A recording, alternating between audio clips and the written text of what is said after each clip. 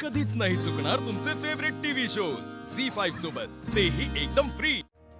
तुम्ही आम्हाला काय विचारणार हे जसं आम्हाला माहित आहे तसं आम्ही काय बोलणार याचा अंदाज बी तुम्ही लावला असणारच की। तुझं डोकं कधी सरळ चालत नाही ना, त्यामुळे तू काय विचार करतेस त्याचा अंदाज लावणं कठीण आहे। मला आश्चर्य असं वाटतंय की त्या चंचलाला घरी ठेवून घ्यायला सहजासहजी कशी तयार झालीस तू? तुझा शब्द म्हणजे ब्रह्मवाक्य वगैरे असतं ना?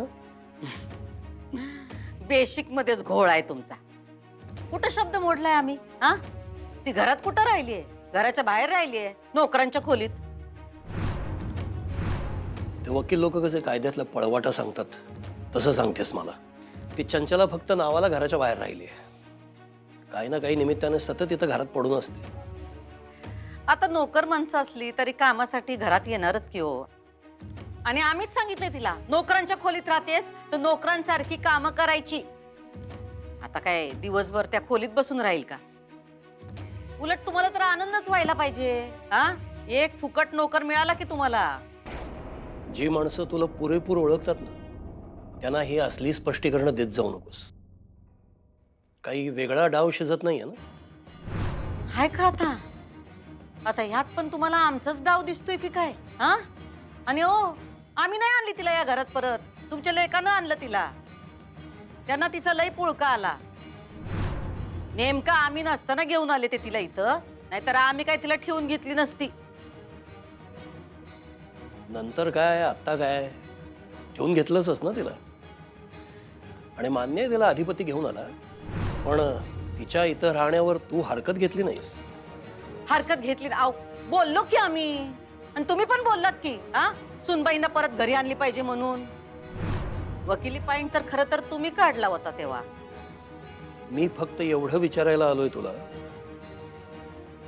पुन्हा जुनी स्वप्न पडत नाहीयेत ना? कोणती स्वप्न?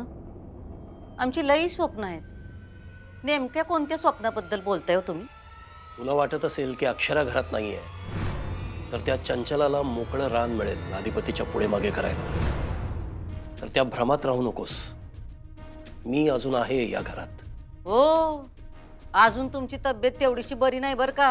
हा, तब्येतीला झेपतील तेवढीच कामं करा, औषधं घ्या आणि निवांत झोपून राहा।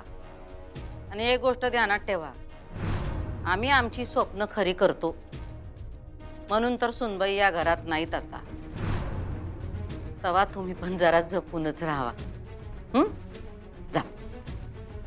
सगळी स्वप्न प्रत्यक्षात उतरवायचा प्रयत्न करतेस तू, पण कधीतरी तुझीच स्वप्न तुझाच घात करते, आणि त्यानंतर झोपताना डोळे मिटायला सुद्धा घाबरशील। तेव्हा स्वप्न बघताना आपली झोप कायमची उडणार नाही ना, याची काळजी घे।